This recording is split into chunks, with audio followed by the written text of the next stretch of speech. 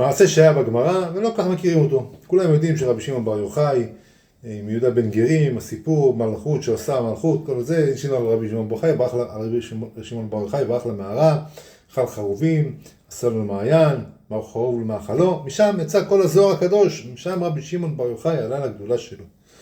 אמר רבי פנחס בן יאיר, שבכה, אמר לו, אם לא היית רואה אותי ככה, לא היית רואה אותי בכלל. זה שהגדולה של רבי שמעון בר יוחאי, כולם יודעים שזה בא מהבריחה שלו כביכול.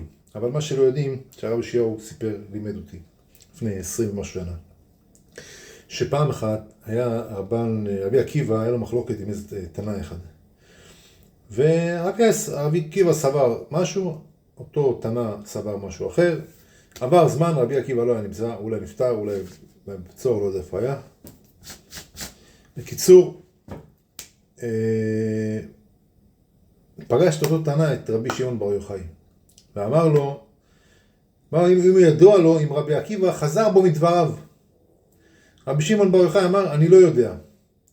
הלך רבי שמעון בר יוחאי ואמר, איך אני הרהרתי אחרי הרב שלי שאמרתי שהוא לא יודע. בוודאי שצריך להגיד לו שהרב שלי לא חזר בו מדבריו.